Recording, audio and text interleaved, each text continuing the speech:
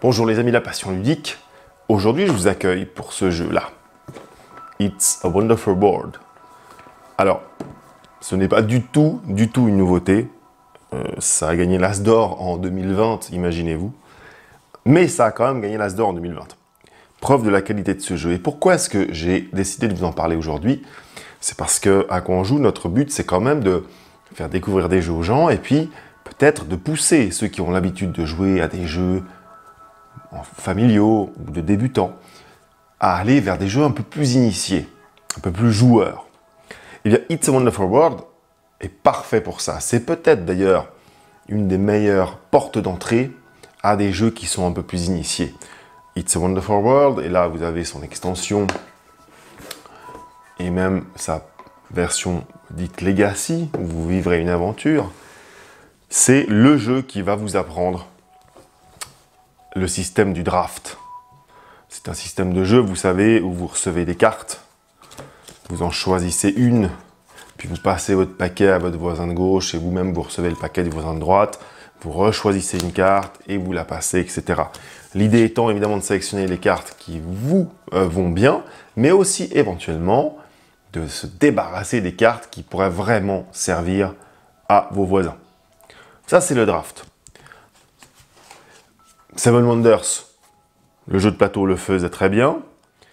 It's a Wonderful World le fait aussi très bien. Peut-être que lui, il est même un chouïa plus accessible que Seven Wonders. Je vous raconte en gros qu'est-ce qui s'y passe. On y bâtit une cité. Vous avez des cartes de tout type, assez joliment illustrées d'ailleurs. Ces cartes ont un coût. Ici, un coût en matières premières. Et il va falloir ramasser des matières premières, évidemment, pour pouvoir payer ces coûts.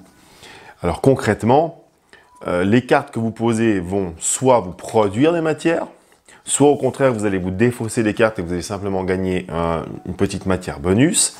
Et ensuite les cartes que vous placerez devant vous, il va falloir les construire. Et vous les construisez comment? En ramassant les matières premières. Ici nous avons 5 genres de matières premières. Nous avons chacun des productions dans ces matières, notamment une production de base. Et ensuite on va mettre nos petits jetons sur les cartes tour après tour pour pouvoir les compléter. Et quand nous avons complété une carte, eh bien, elle est construite.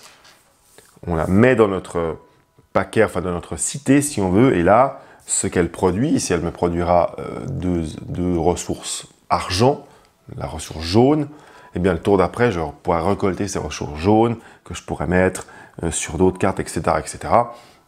Et puis, c'est aussi simple que ça. L'explication des règles s'arrête à peu près là. Tout juste, y a-t-il les ressources rouges, les ressources joker qu'il faut connaître. C'est-à-dire que quand on ne veut pas ou on ne peut pas placer nos ressources sur nos cartes parce qu'on n'a pas la bonne couleur, eh bien on peut les mettre de côté. 5 ressources différentes vont ensemble donner une ressource joker rouge. Et cette ressource joker rouge peut aller évidemment sur les cartes où il y a du rouge, mais peut aussi compléter n'importe quelle carte, n'importe quelle couleur. C'est à peu près ça, It's a Wonderful World. C'est vraiment vous apprendre le draft et puis la gestion des ressources. Puisque, évidemment, vous l'avez compris, il y a des cartes qui coûtent très cher. Celle-là, elle a un prix énorme. On ne peut pas la construire tout de suite. Mais par contre, elle rapporte beaucoup de points de victoire.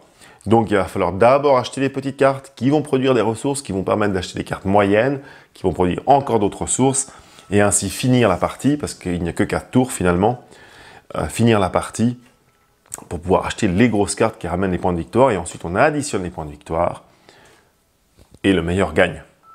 Évidemment, il y a quelques combos, pas très compliqués, notamment il y a des cartes qui vous disent que pour toutes vos cartes usines, vous allez marquer des points, etc. C'est ce genre de combo simple. Voilà, c'est ça It's a Wonderful World. On aurait presque pu l'appeler It's a Simple and Wonderful World. C'est un